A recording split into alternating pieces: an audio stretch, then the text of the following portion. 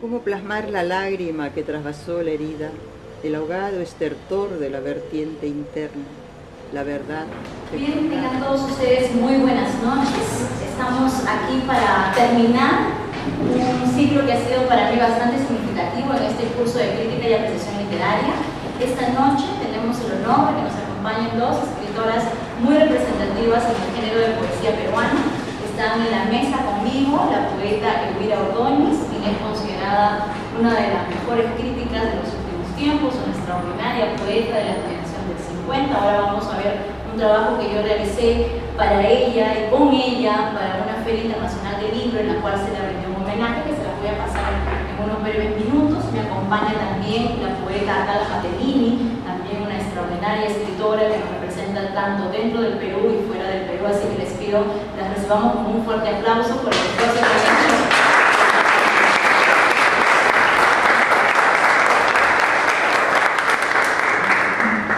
Nuestra sesión de hoy va a estar dividida más o menos en dos bloques. En el primer bloque van a participar las poetas invitadas que me acompañan en la mesa y estoy esperando a ver si llegan los narradores.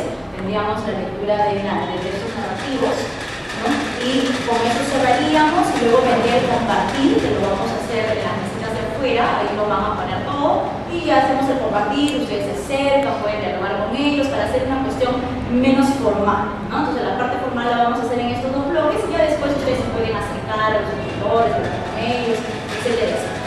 Voy a pasarles un videito que es muy cortito, que fue el trabajo que hicimos para la Feria Internacional del Libro de qué año, no tengo idea, 2008, 2009, una cosa así. Hicimos un homenaje a esta extraordinaria poeta, así que vamos a ver ese videito y después Elvira y Atala harán la lectura respectiva de poesía.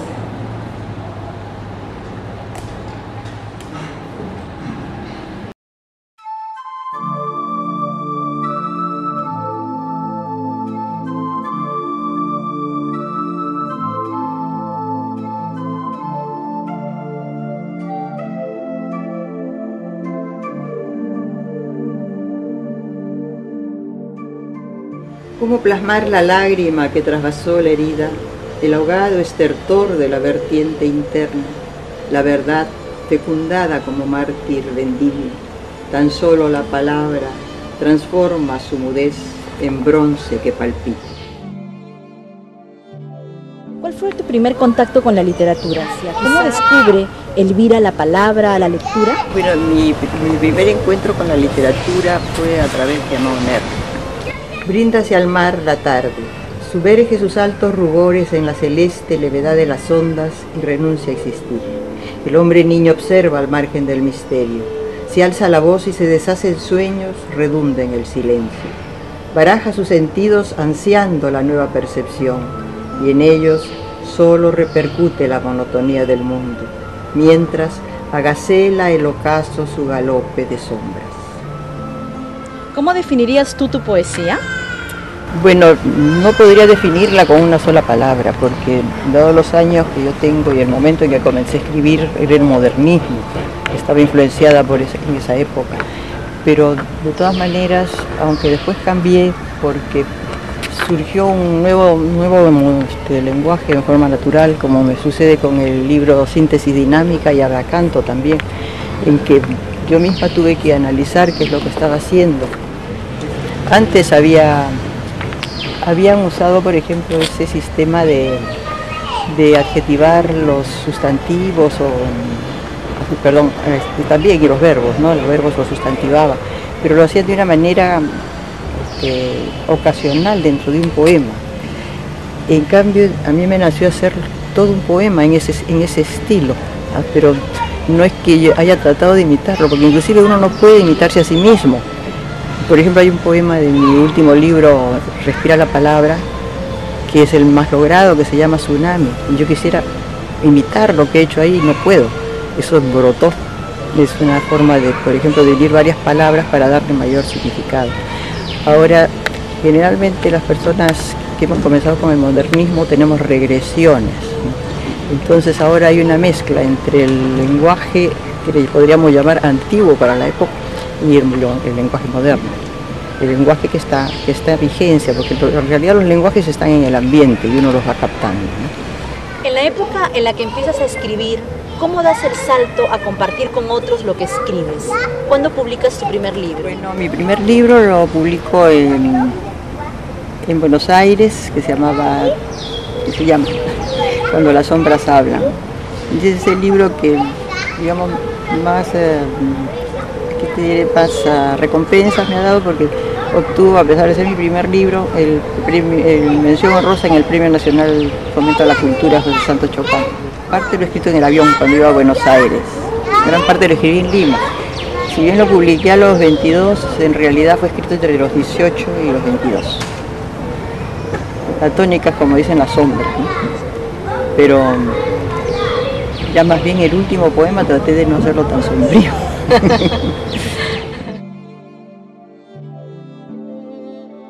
Dentro de este mundo de construcción poética, tú trabajas mucho con la palabra. ¿Cómo logras saber que un poema está listo para ser publicado? ¿Cómo logras saber que un libro tiene forma para ser considerado como tal?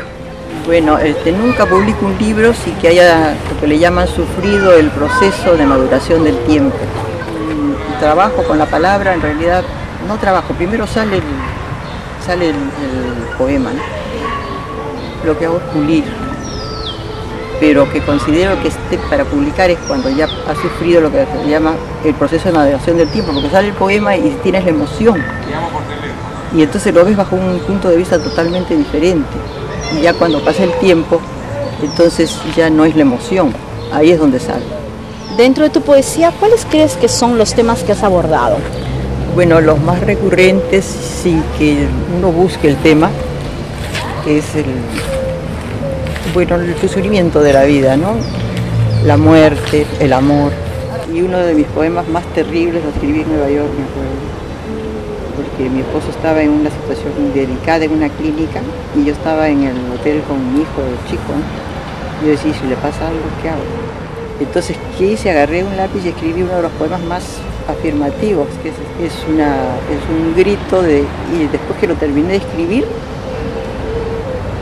ahí estuve realmente afirmada y pude soportar ese trance, ¿no? En esta hora inmóvil de mi bruma trato de reunir mi hato de desahucios, no lo hago por mí. ¿Cómo cargar al mundo con mi montón de escombros? Lucharé con mis 32 dientes y con mis 20 garras. Lucharé por mi pilar profundo, mi fundación entera, y alcanzaré a dinamitar a corazón, a marcha, hasta mi última reja.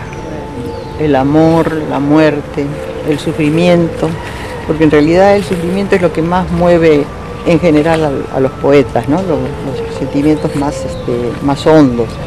Y a veces, casualmente, son las frustraciones de la vida las que te hacen florecer, digamos, mejor, ¿no? La profundidad de la vida, y lo profundo en la vida generalmente no es la sonrisa, inclusive en las obras literarias, te das cuenta a qué le dan más valor, pero uno no lo hace porque le dan más valor, es tu tendencia, ¿no?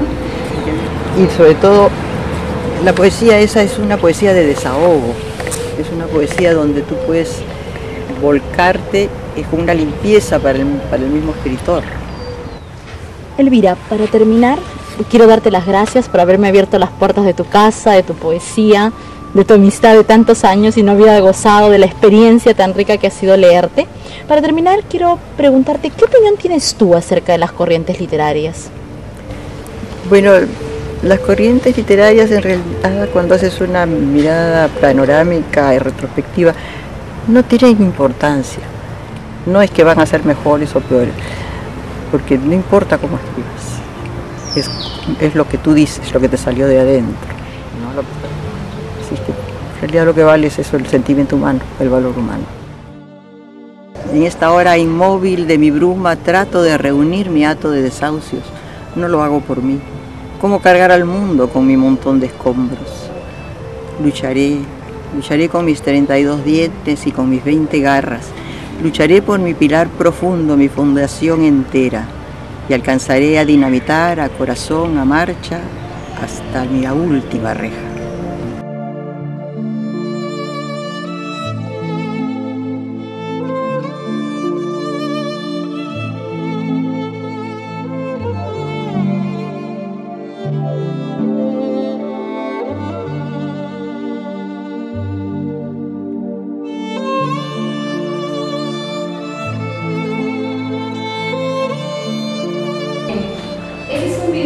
preparamos para un homenaje que se hizo en la Feria Internacional del Libro a esta escritora que esta noche tiene la gentileza de acompañarnos, que se encuentra un poco delicada de salud y por eso mi doble agradecimiento con ella. Mi doble agradecimiento porque además tanto Elvira como Atala son siempre personas que están dispuestas a compartir su poesía, a compartir su tiempo, a compartir su espacio, a dialogar con todos ustedes. Creo que esta es la segunda vez que las invito, me parece, o la tercera, no sé, las he invitado tantas veces, ¿no? Y ellas son sumamente lindas en ese sentido de que son unas personas totalmente abiertas, ¿no? Como pueden ustedes apreciar en el video que hemos visto, Elvira tiene una gran producción literaria. Voy a hacerles una lectura, una referencia acerca de su obra, una breve referencia acerca de su obra porque realmente es inmensa. Ha publicado 9 poemarios. Su obra figura en la literatura peruana de Augusto Tamayo Vargas, en la Enciclopedia Ilustrada del Perú y en el Diccionario Enciclopédico de Elvira Barrios. Durante 6 años dirigió el grupo cultural Arte y Tiempo, presentando homenajes a reconocidos poetas y difundiendo mediante recitales la obra de escritores jóvenes. Entonces, con esto también quiero destacar el hecho de que Elvira también ha sido siempre una persona preocupada por difundir el trabajo de otros, no necesariamente por difundir el suyo, porque en realidad ella es muy discreta y casi no difunde mucho lo que ella hace, pero ella trabajó durante muchos años con este grupo cultural Arte y Tiempo y hizo una serie de trabajos. Realmente es un ícono dentro de los trabajos, digamos, de gestión cultural, todo el trabajo que ella realizó durante muchos años, ¿no? Como muchos escritores también, y lo hemos visto el día lunes también. La Biblioteca Nacional en el año 1997 presentó una exposición bibliográfica de su poesía junto con la obra de 10 reconocidas poetas de la generación del 50, en la cual la crítica la ubica, ¿no? Ahora vamos a ver si Elvira acepta esa nominación, ¿no? De ser una de las voces representativas de esta generación. Ustedes saben que cuando hablamos de generaciones en nuestro país es un término que se ha venido, digamos, distorsionando en los últimos años, y ese va a ser su trabajo como críticos, ¿no? Ir indagando y por qué se dan esas corrientes. El concepto de generación en realidad no es nuestro.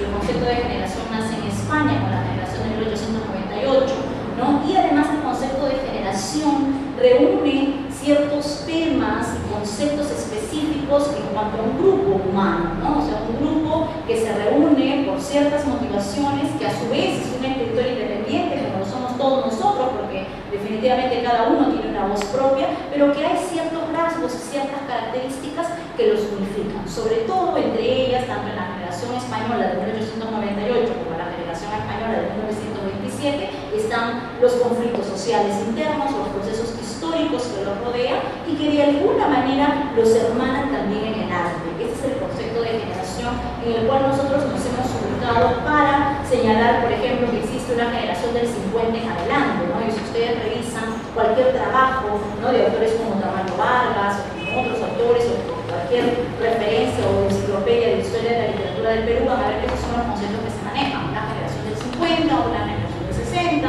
otra del 70, otra del 80, otra de los 90 y otra en la que ya no tiene nombre porque se le denomina de los últimos años, ¿no? Entonces, Ricardo González Vigil es quien hace muchas precisiones acerca de ese concepto y de esas divisiones que le hemos dado a la literatura, ¿no? Que de alguna manera pueden ser positivas, pero que también pueden tener muchas contradicciones entre sí, como cualquier otro proceso histórico y humano como es la literatura.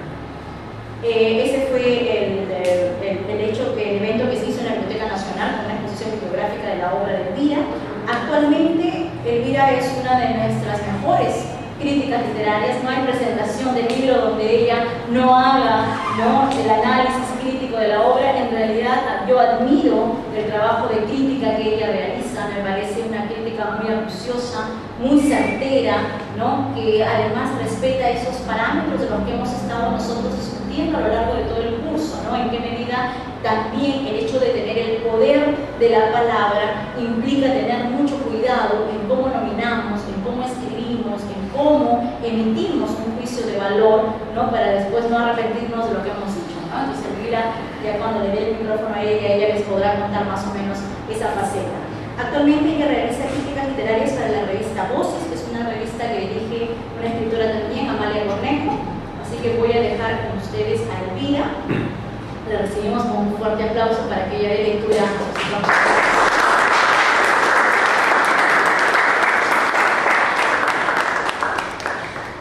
Buenas noches, muchas gracias. A Elenita, que la quiero mucho y creo que ella exagera porque me quiere también. Bueno, en realidad en la generación del 50 pues está Blanca Varela, hay muchas. Lo que pasa es que dentro de una generación hay distancias también. Está Raquel Jodorowsky. Para mí, por ejemplo, Raquel Jodorowsky es una poeta genial. Una poeta poco estudiada. Ella nace en Chile, pero vive más de 50 años aquí en Perú. Y publica en el Perú, por lo tanto la consideramos una escritora peruana. En realidad está también Yolanda Westphalen. Hay muchos, sí. En realidad, Es la generación más prolífica en realidad en la literatura peruana. pero bueno, digo, entre eso hay distancias. También está Julio Ferrer. Otra escritora poco conocida. Hay muchos escritores poco conocidos. Bueno, tú me habías invitado Para que veas que pues, hay una pregunta. sí, claro, ellos van a participar. No son muy tímidos. No sé si es una ventaja o una desventaja. Pero ya te van a preguntar. Si pueden hacer sus preguntas cuando quieran, simplemente levantan la mano, nos interrumpen. Ya ustedes saben que yo hablo demasiado, así que tienen que cortar.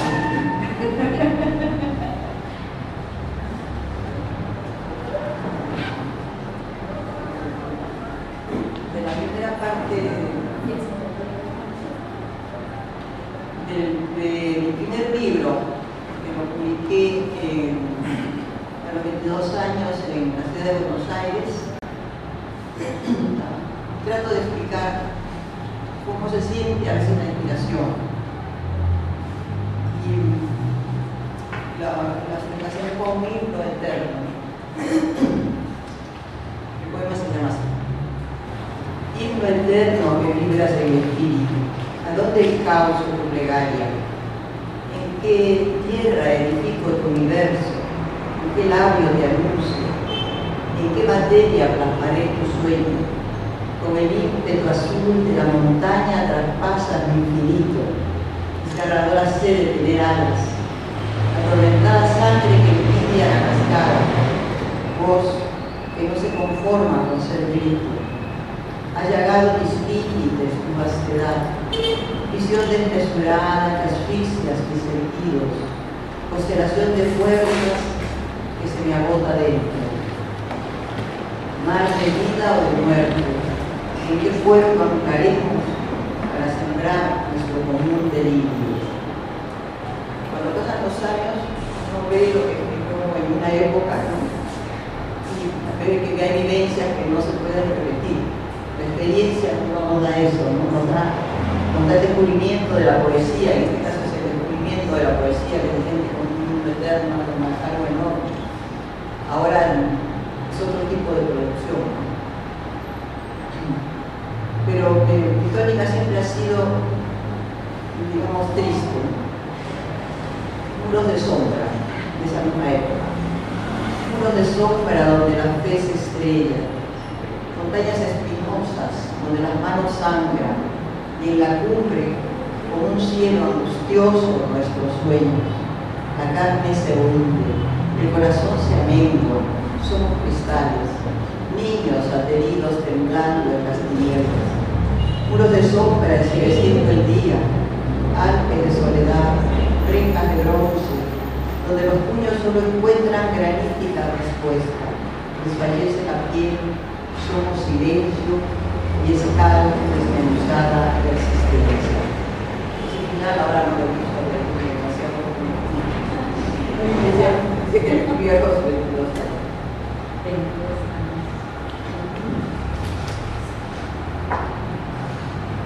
sigue la tónica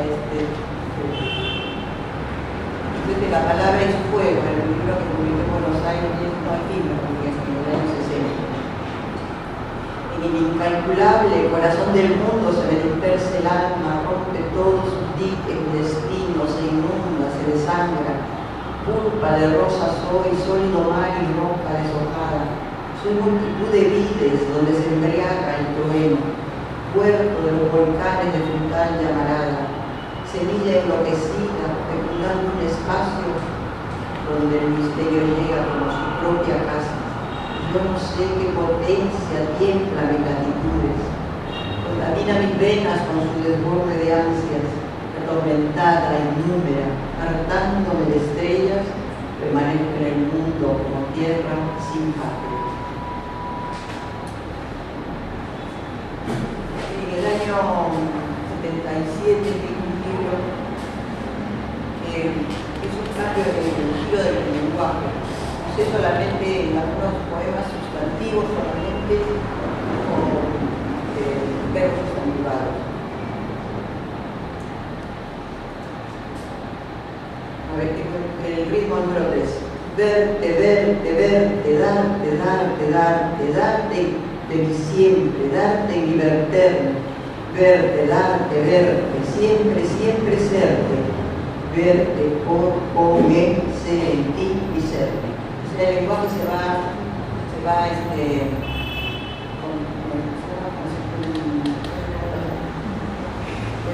consolidando así en esa época.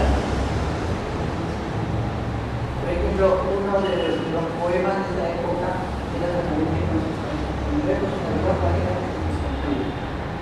verás flor, campiña, mujer, verás trigo, gránulo, amor, verás, dirás árbol, savia, botón, dirás hombre, brazos, acción, dirás.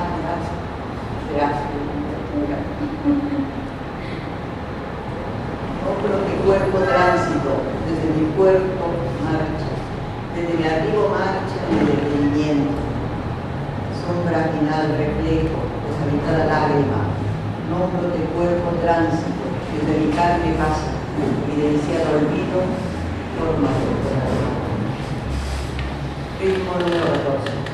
Nada profunda, certero límite, abrupto hastío, cómodo náufrago, fraguadas noches, suspenso abierto, rumbos tardíos, cegadas ascuas, cuajadas venas, mordidos trinos, ardidas manos, dejadas sienes, brotes hundidos, ya no más dientes, ya no más lápida, ya no más venda, ya no más menos, ya más es abierto.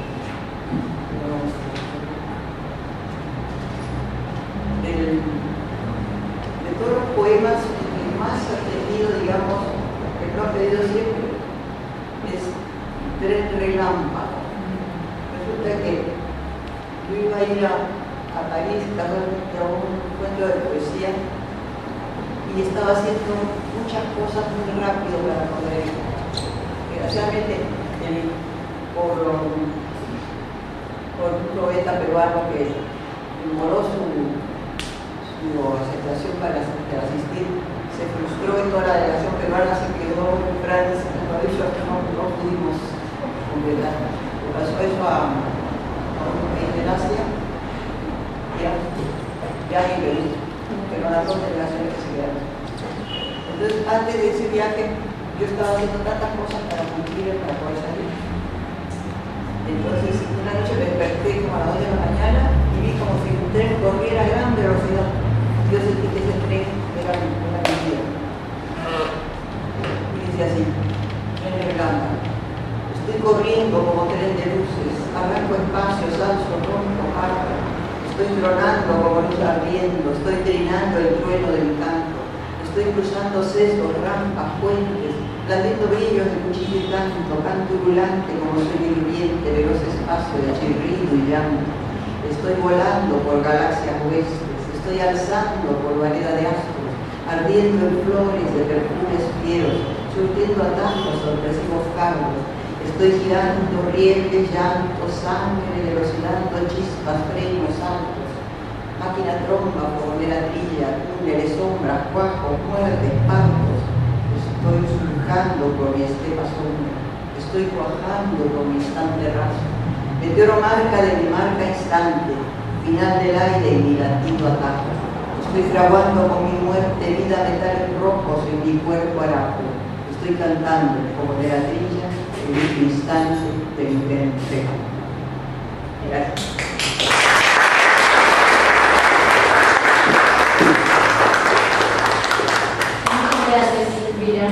verdad, muchas gracias por estar aquí esta noche. Está haciendo ya un gran esfuerzo, ya no se siente muy bien de salud. Así que de verdad que te agradecemos con el alma. Voy a presentarles a continuación a mi querida amiga y la gran poeta Atala Matelini. Atala Matelini pertenece a la generación denominada de los 80. Es integrante, al igual que Elvira, que es cierto que no lo mencioné, y al igual que yo, de la Comisión de Escritoras del PEN Internacional, la Comisión de Mujeres. Trabajamos en una serie de proyectos, ya sea en las ferias, tenemos un concurso anual de poesía también, creo que en algún momento algo les he comentado, ¿no? Y es precisamente con la gente que integra el PEN con la que estaríamos también contando para hacer este diplomado del que tanto hemos hablado en este tiempo.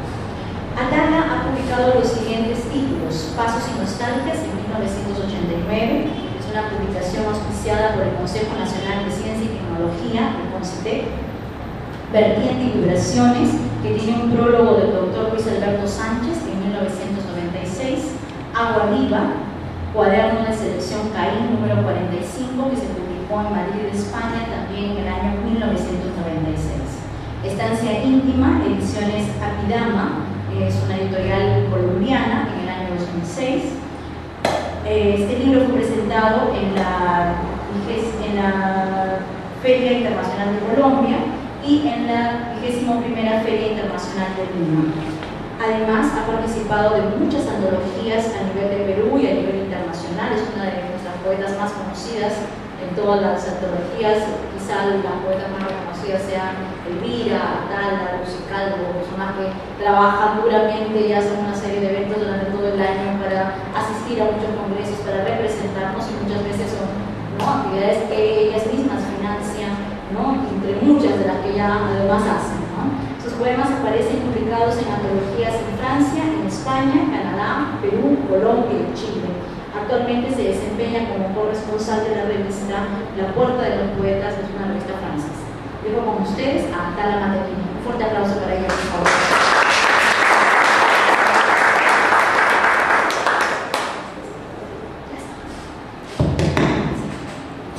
Buenas noches a todos ustedes, agradezco que estén acompañándonos y que muchas gracias también a Dianita por invitarnos.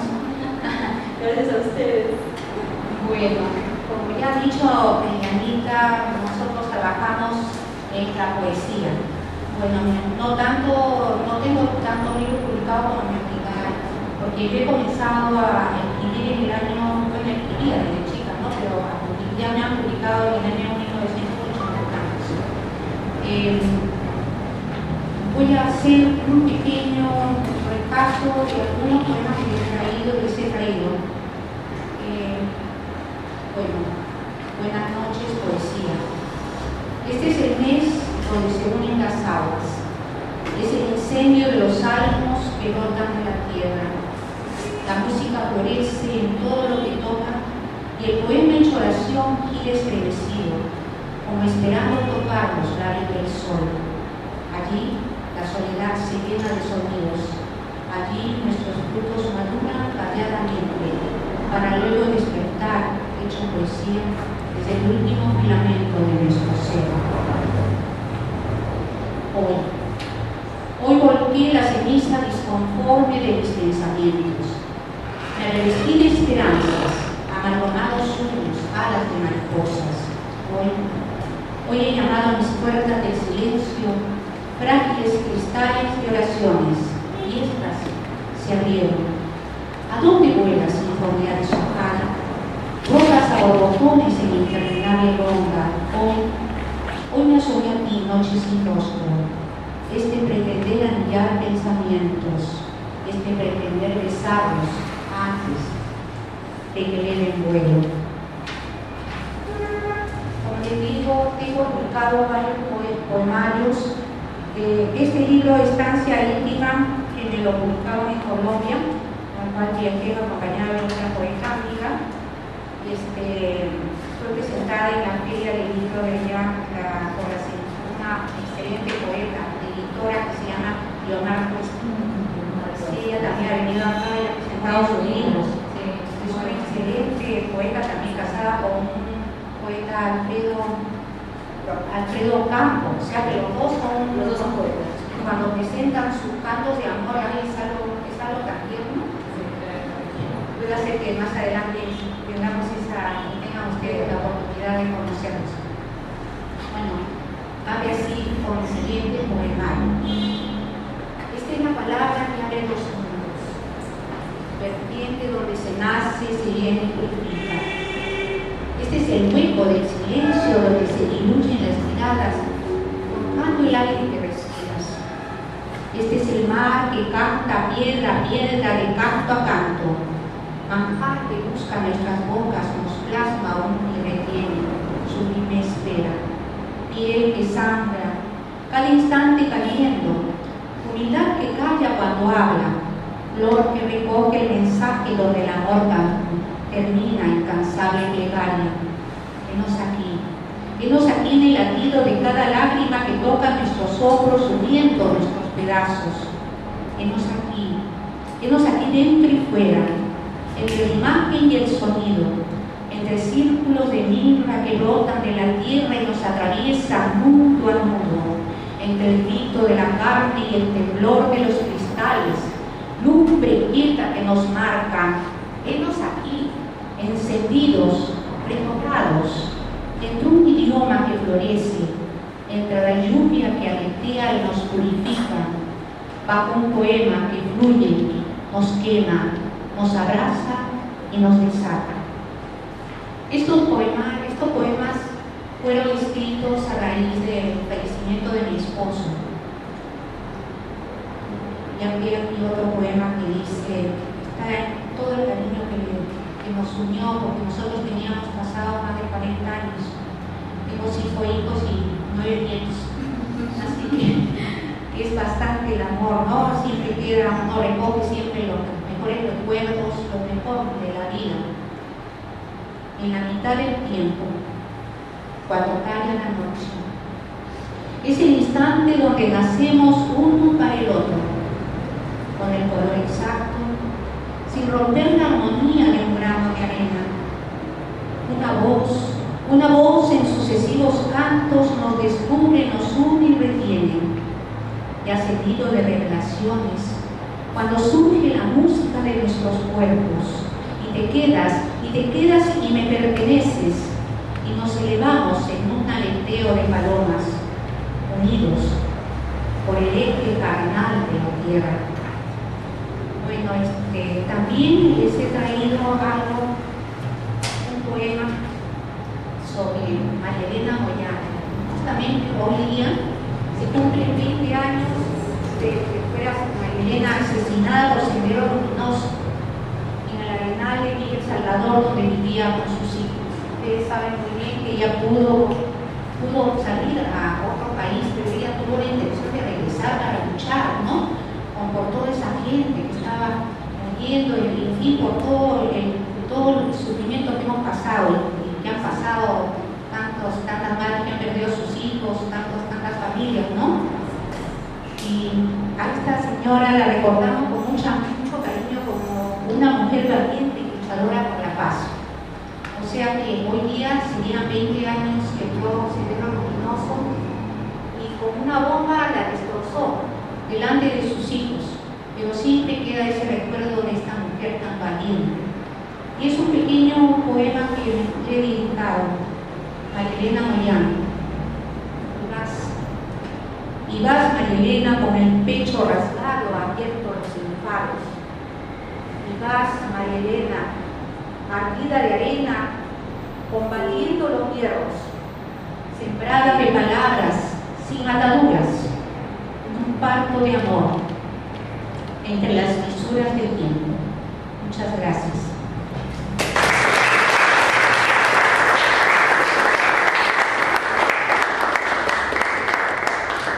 Muchas gracias a Tana, de verdad que sí, nos has hecho evocar un momento histórico importante también, y sí, creo yo personalmente, ya fuera de posición de profesora y de todo lo demás, de que sí es importante que los escritores nos pronunciemos, ¿no?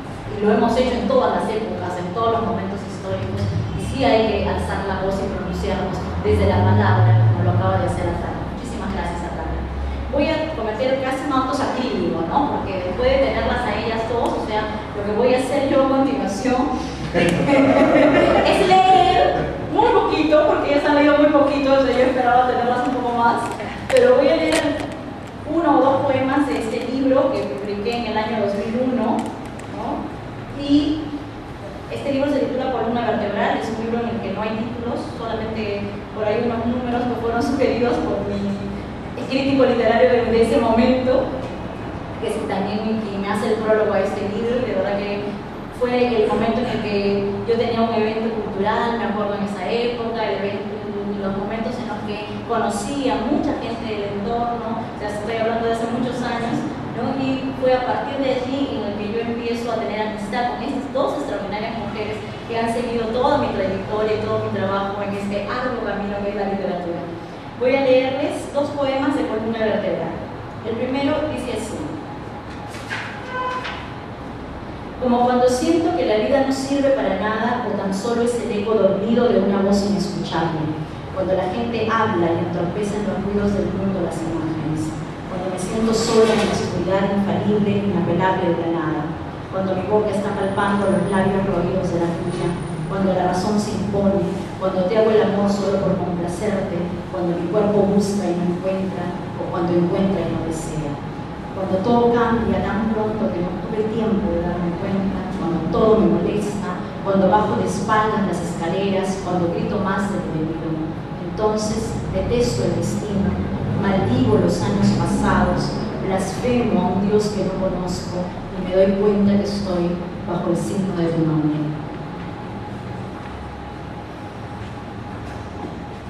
Siguiente poema. Dolor, grito, angustia. Las agujas atraviesan vientre, pánico, llanto. Absurdo animal de animales, claroscuro vago, cuerpo inerte.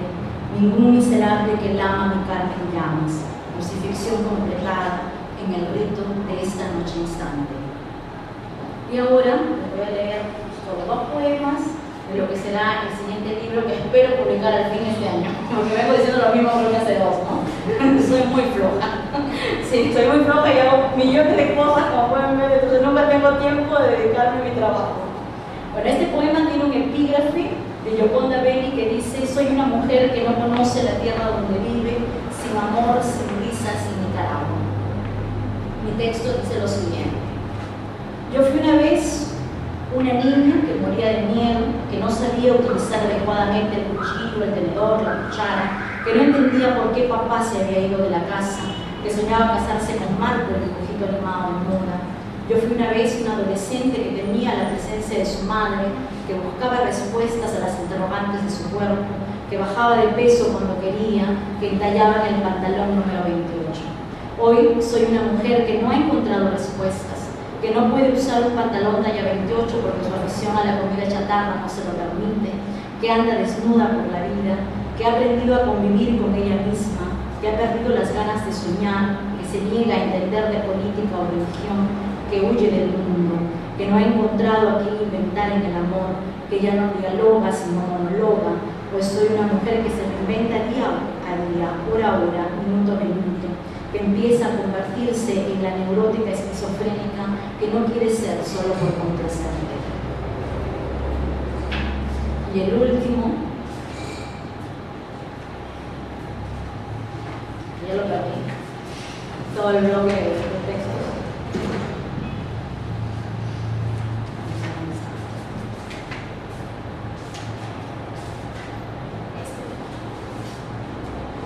Cada poro de mi piel te ansía, te reclama, te desea, mientras tú en este preciso instante estás cobijado entre mis piernas, entregado al sueño profundo que te aparta de mí. Yo temo que despiertes, que las horas pasen, que el reloj señale que debes partir, que debes dejarme, que debes irme. Estás a mi lado dormido como un niño tierno e inocente que busca el calor de su madre. Así me siento, como una mujer recién parida que solo quiere que su hijo recién nacido viva gozoso. Así te quiero, gozoso en tu regazo, compartiendo la pasión de este amor jaula, de este amor femenino, de este amor torrente que logra despertar mis sueños dormidos, mis íntimos sentidos, mis oscuras sombras, mis sórdidos recuerdos. No hay lugar para el dolor, no hay lugar para el olvido, solo para tus manos, tus brazos, tu saliva, tu semen inundando de vida mi caverna. Deseo repetir cada imagen de lo vivido, pero tú duermes como un hijo que se me escapa en las entrañas, que me hiere las trompas de falopio, que me golpea en el pecho. Tú, perdido en quién sabe qué sueños, yo, perdida en tus sueños. Muchas gracias.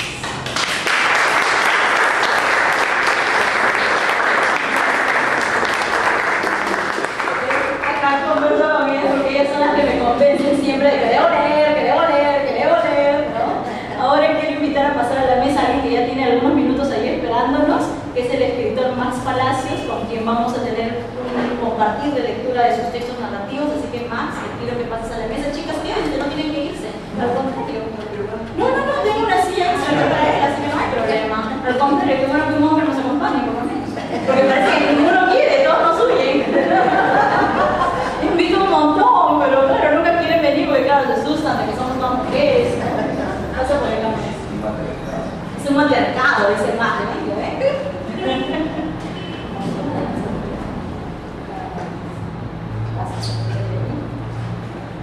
Bien, buenas noches. Déjame que te presente. No te robes el show.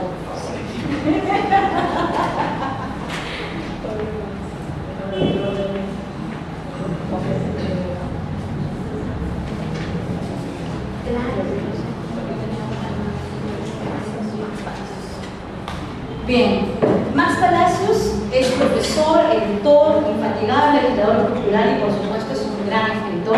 Estudió Derecho y además obtuvo una maestría en Literatura Peruana y Latinoamericana en la Universidad Nacional Mayor de San Marcos. Ha publicado la novela Con el Diablo Dentro y los libros de cuentos Amores Bizarros, La Culpa la tiene Nabokov, y además ha publicado una segunda edición de Amores Bizarros con Editorial Arzán, quienes nos acompañan también esta noche porque son los señores de la editorial que están invitados al medio de ustedes. Como parte de sus proyectos literarios para este año estará la publicación de su novela Sin amor fuera cometa, ¿no? Y también concluir otra novela que me parece que se titula Sin ataduras mi nuevo corazón. No lo sé, además nos confirmará o no la información que yo tengo. Así que dejo con ustedes al escritor Max Palacios. Un aplauso para él, por favor.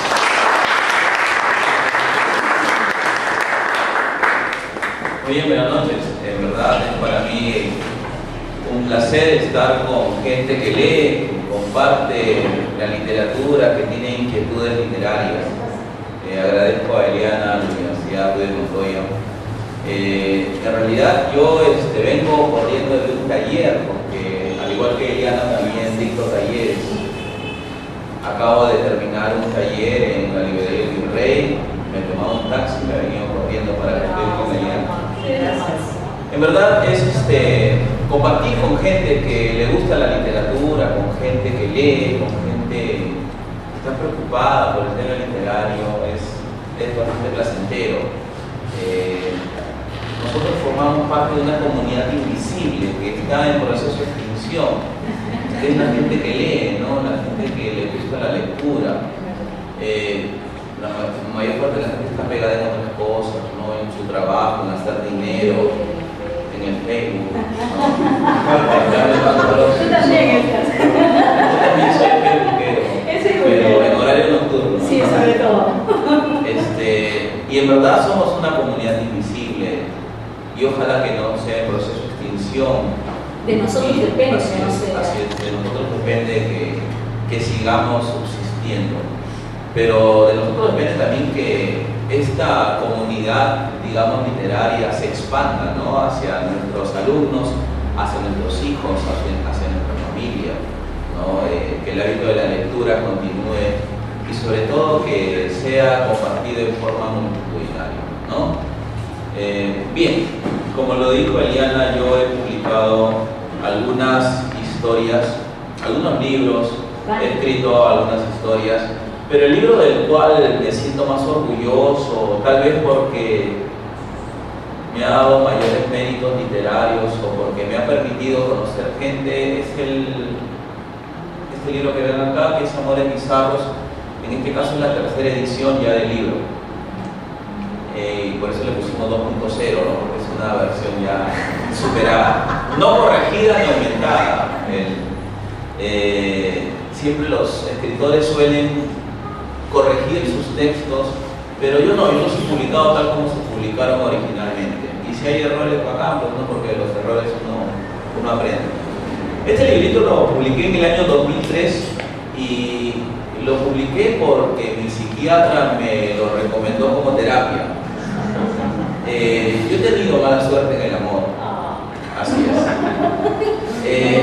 Pero no mala suerte en el sentido de que he sufrido por amor, sino que he tenido la mala suerte de conocer mujeres locas, o sea, todas las caracteres.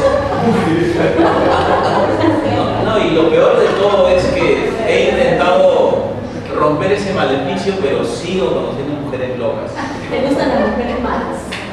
Las muchachas malas de la historia. Así es, te gustan las muchachas. Y en ese sentido, de este conjunto de experiencia de conocer mujeres trastornadas, perturbadas, nació este proyecto literario, ¿no? Iba escribiendo como una forma de terapia hasta que dije, aquí hay algo, acá hay historias que tienen un hilo común, ¿no? Que es las historias de amor, pero historias de amores perturbados, retorcidos, amores que se niegan a morir, historias de desamores. Es así como nace este libro, ¿no? Y un amigo me invitó a presentarlo a un concurso en San Marcos.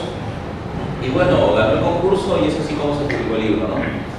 Pero en verdad, yo quiero mucho este libro porque no solamente esta parte de mi vida, sino porque es el libro con el cual se enganchan más los jóvenes lectores, ¿no? Es un libro que se lee muy fácil. Yo siempre me encuentro con gente que ha leído el libro y me dice, oye, tu libro me lo leí en 2 horas. No, es un libro recontra, fácil de leer. Y eso para mí más que una crítica es un mérito, ¿no? Porque eso implica que a la gente le gustó y le gustó tanto que se lo leyó de un solo tirón, ¿no? Y en ese sentido yo le tengo mucho amor a este libro, ¿no? Y es como les digo, ¿no? Como producto. ¿Cuánto tiempo tengo, Eliana? Dime tú, porque tú sabes que cuando hablo nadie me para. Sí, sigamos. Ya, ok. Este libro, como les dije, fue como una terapia de todas las mujeres locas que había conocido. Y bueno, nació como parte de ese proyecto. Hasta ahora sigo escribiendo Amores Bizarros porque nunca termino de conocer mujeres locas. No sigo con mujeres locas, ya me he vacunado contra eso, pero siempre por ahí conozco historias que se asemejan, ¿no? Yo recuerdo que una de las primeras historias que escribí es la historia que les voy a leer. El cuento que les voy a leer se titula Amor Bizarro y es el cuento que le da el título al libro. Es un cuento bastante cinematográfico, bastante visual, así que ojalá que me sigan en la lectura. Dice así: Amor Bizarro. La muchacha atravesó la cafetería por entre las mesas. Vestía de negro y su cabello caía negrísimo sobre su espalda. El sonido de sus botas era rápido pero acompasado. Llegó hasta el muchacho y le soltó una bofetada. Todos volvieron a mirarla, sin embargo ella seguía imperturbable.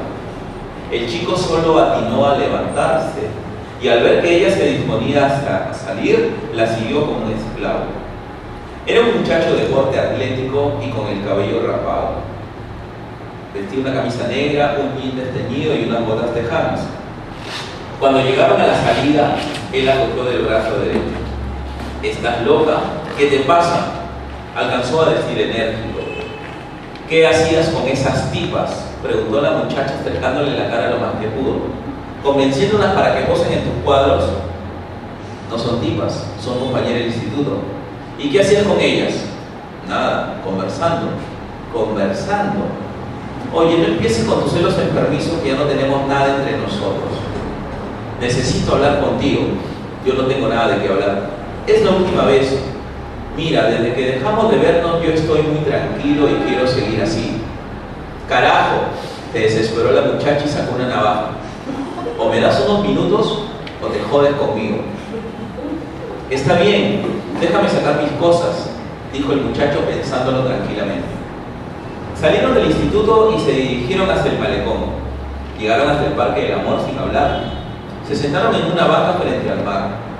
En unas losetas del parque leyeron: el amor es eterno mientras dura. Se miraron durante unos segundos y no atinaron a decir nada. La neblina de la tarde no les permitía apreciar el horizonte. Ella encendió un cigarrillo y expulsó la primera bocanada casi sobre el rostro del chico. Aún conservaba esa mirada entre cándida y melancólica que la diferenciaba de cualquier belleza ordinaria. ¿Cómo has estado?, le preguntó él, intentando ser amable. Bien, tratando de arreglar mis cosas. ¿Cómo te fue en la clínica? Ella miró hacia un lado como distraída y se frotó las manos con cierta desesperación. Le incomodaba la pregunta viniendo de él, que sabía muy bien cómo la había pasado en aquel sanatorio. ¿Todavía tienes el descaro de preguntarme cómo me fue en esa clínica?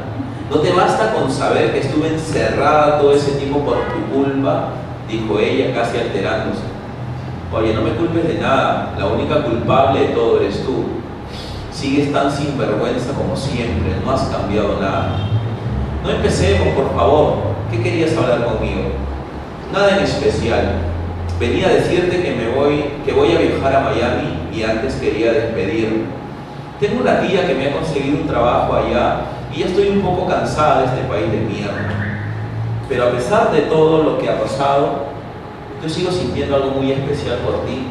Y no quería irme sin antes decirte algunas cosas que durante todo este tiempo he pensado. ¿Y cuándo viajo?, preguntó el muchacho para que ella no se pusiera nostálgica. Pasado mañana. ¿Tan pronto? Sí, pero ¿por qué no vamos a tu casa y conversamos más tranquilos?, le dijo ella, acercando los labios a su oído. No podemos, están mis padres. Bueno, vamos a otro lugar. No pudo negarse a la oferta. Ella seguía siendo una perversa tentación. Además, que perdía. Era la última vez que la vería. Nunca más lo iba a joder. Abordaron un taxi y fueron a un lugar cercano que durante mucho tiempo les sirvió para sus encuentros amorosos. El cuarto del hotel era amplio y tenía un pequeño balcón que permitía apreciar los últimos momentos de la tarde. Él la desvistió con una destreza que no había olvidado, a pesar del tiempo transcurrido. Ella se entregó disfrutando cada momento como si fuera el último. Descansaron casi toda la tarde y antes del anochecer salieron del lugar. La muchacha le pidió su teléfono para llamarlo cuando llegara a tierras norteamericanas. El chico anotó el número en un boleto de autobús. Ayúdame a tomar un taxi, dijo la chica con un tono de súplica. Ojalá que todo te vaya bien, dijo el muchacho a manera de despedida. Ah, me olvidaba algo, le dijo con un gesto de despistada mientras abordaba el vehículo. Lo que te dije sobre el viaje es un cuento. No tengo ninguna tía en Miami, así que espera mi llamada. No creas que te vas a librar de mí tan fácilmente. Él no se inmutó. Torció sus labios dibujando una falsa sonrisa y la miró como queriendo estrangularla. Loca de mierda, pensó. Te jodiste. El teléfono que te di no existe. Apresuró el paso y respiró la brisa nocturna que se extendía por las calles. El viento helado refrescó sus mejillas. Sacó un cigarro de su bolsillo, lo encendió y arrojó el humo complacido en un chorro profuso hacia arriba. Muchas gracias.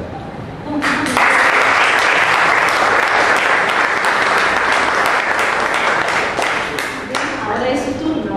Si ustedes desean hacer alguna pregunta a alguno de los escritores que nos acompañan, son bienvenidos. Hablen ahora.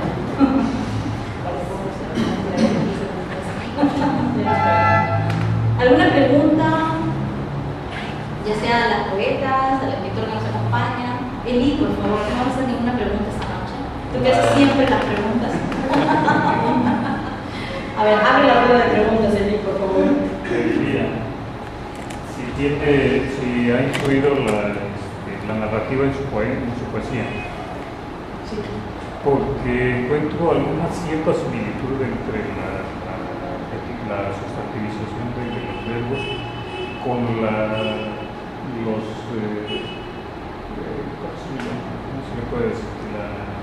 los adjetivos sustantivados de Severo Sarduy.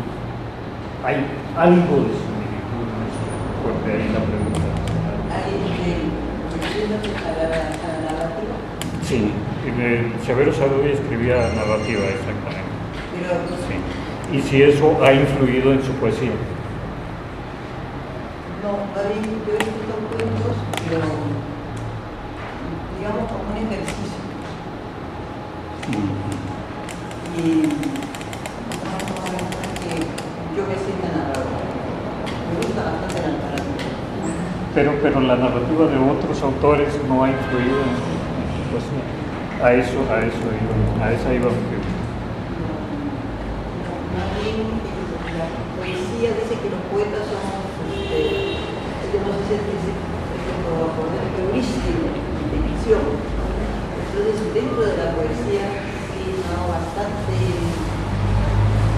neologismo. Muy creando un montón de poesía. Hay un poema en el cambio por ejemplo, no es que yo no doy el poema que digo, aprendo a amar mi sin. Sin quiere decir lo que no tenemos, pero no va nunca gramaticalmente en mi sin. Sin tiene que ser, es una preposición separable, pero no. Es una frase que me nace. Y en síntesis dinámica sí uso términos que no existen.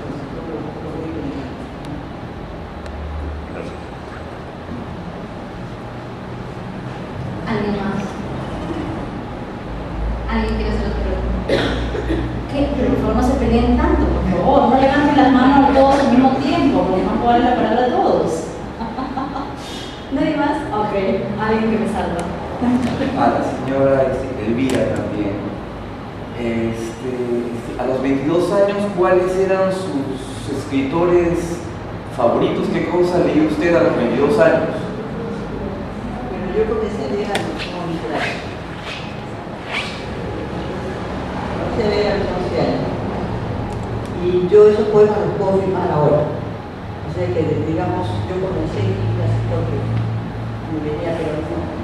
Leía en esa época Madoner, pero era un escritor peruano que vivía en Argentina, para allá. Entonces, pero ¿cómo puede usted querer tanto a Madoner? Usted no tiene nada de Madoner, o sea que no es tampoco nada que es algo que nace. Por ejemplo, Catalina Recabarren, de la cual estamos preparando un libro que seguramente va a salir en abril, que se llama Una flor, su temporada en el infierno. Todo lo va a hacer Ricardo González Vigil.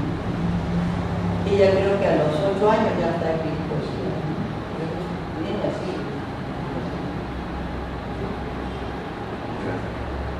Elvira tenía, cuando era pequeña, escribía unos poemas que pensaba que eran el primer día. Claro, el primer libro, la verdad es una voz bien madura. Claro. Tiene 22 años. Buenas noches. Bueno, siguiendo la línea también con la señora Elvira, quería preguntarle más que nada, ¿y en qué, digamos, qué tanta diferencia hay entre su poesía de cuando usted tenía 22 años y su publicación en la más reciente, digamos? Esa transición, no solamente de tiempo y de experiencia. Por ejemplo, ¿usted ahora se reconoce cuando lee la poesía, cuando lee su primer poemario? Soy la misma, soy la misma persona, pero digamos en la misma inspiración. Inclusive uno de los poemas que yo más quiero es uno de los que escribí cuando tenía 12 para cumplir 13 años. Yo creo que tal vez siempre quería una reencarnación. ¿Y nunca intentó este traspaso de lírica a narrativa? Me refiero, si alguna vez se propuso o tuvo la intención de escribir, por ejemplo, una colección de cuentos o una historia narrativa. Bueno, yo traía un libro de cuentos. Pensaba ver que leía. Bueno, se leemos. Pero tremendo eso. Tremendo en el sentido final. Lo voy a leer. A mí misma me sobrecoge el final. No, México, de Chiapas, y hay un poeta muy famoso que es Jaime Sabines. Jaime Sabines. Sí, y luego les cuento una anécdota de eso. Luego muy cortito. Sí, sí. Y luego, Sí, sí. Creo que sí, creo que sí, sí.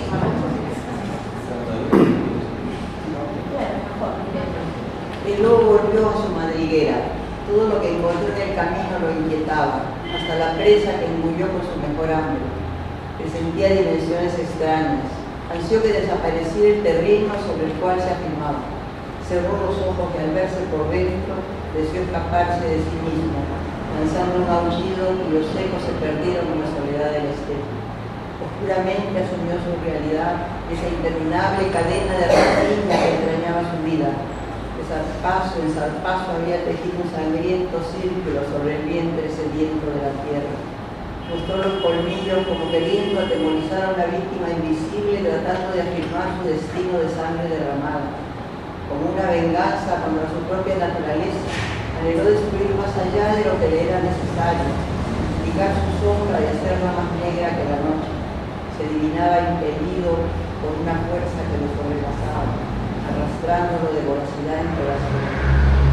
Era una maldición su presencia para aquellas criaturas de figura grácil cuya levedad despreciaba a través de la conciencia informe que zigzagueaba en su destino. No les tenía lástima, representaban su cotidiana búsqueda, su marcha y sustento. Como una niebla lo cubrió aquel designio de colmillos sedientos. Sin saberlo, era parte de la violencia de la tierra, parte también de la lava fecunda de un sol distante, parte de la incontrolable tempestad que azotaba los mares.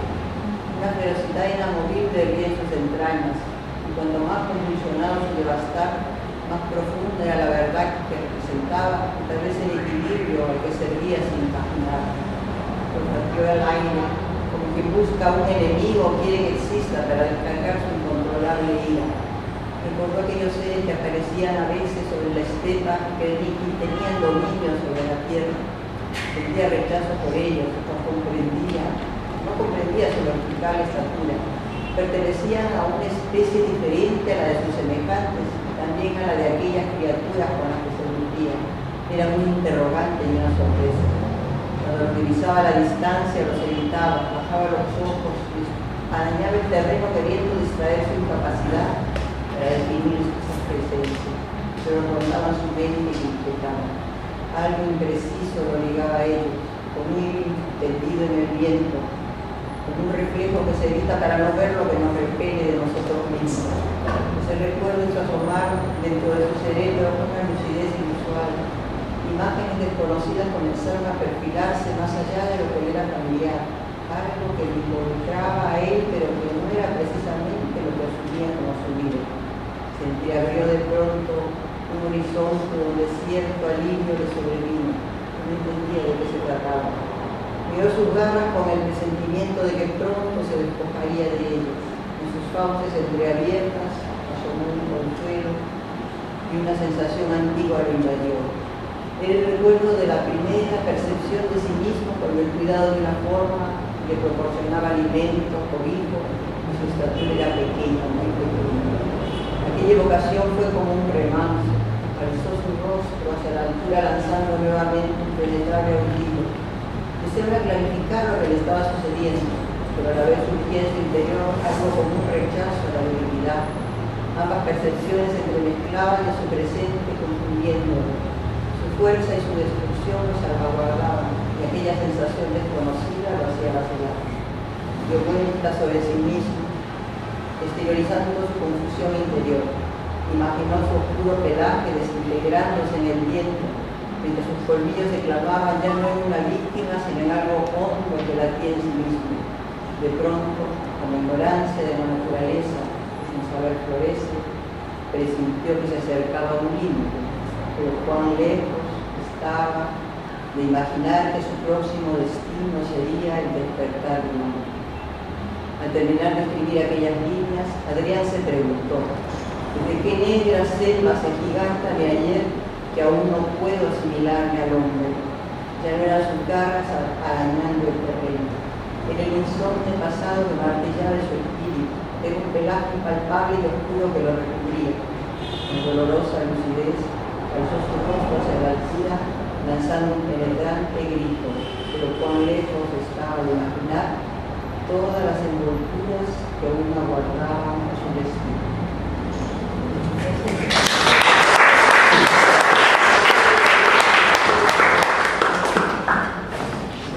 Bien.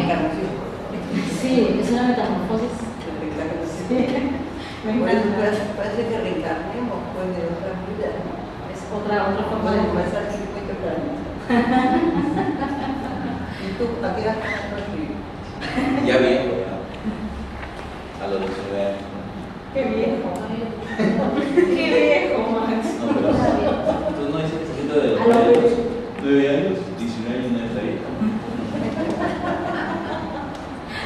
No soy tan Bueno, creo que hemos tenido una visión panorámica de la obra de estos escritores que nos acompañan esta noche. Definitivamente recuerden que la crítica literaria no existe si no existen quienes hacen literatura, ¿no? Entonces definitivamente la crítica subsiste gracias a que existen escritores, si no, no existiría, ¿no? Esperemos que este curso de crítica y apreciación literaria haya sido de su agrado, que haya de alguna manera colmado las expectativas que ustedes tenían antes de ingresar al curso. Espero que estén contentos, espero verlos, espero seguir manteniendo el contacto con ustedes. Como pueden ver, como han podido apreciar a lo largo de todas estas sesiones, hay mucho trabajo por hacer, hay infinidad de escritores, ¿no?, a los que deberíamos trabajar, a los que deberíamos acercarnos. El trabajo como lectores definitivamente es el primer paso para hacer crítica, ¿no? Si no leemos, ¿no?, o no nos gusta que nos critiquen a nosotros mismos lo que escribimos, definitivamente no podemos hacer crítica o hacer juicios de valor sobre algo, ¿no? Recuerden que el trabajo de la crítica es simplemente eso, es un punto de vista, es una visión, es una lectura, ¿no?, que yo como persona, como lector hago de determinados textos, ¿no? Entonces finalmente el trabajo de la crítica existe gracias a que existen escritores y ellos son, ¿no?, los primeros, los llamados, digamos, ¿no?, a seguir haciendo este soporte en el que sobrevive, ¿no?, y esperamos que por muchos años más de literatura y la lectura. Espero que todas estas sesiones hayan sido de su agrado.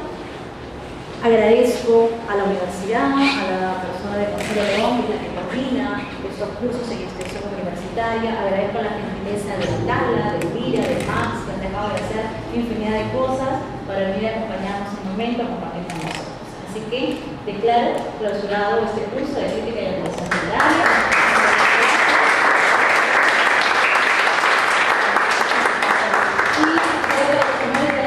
Ya se están poniendo todos los sanguchitos, por ello tenemos que pagar la cuenta.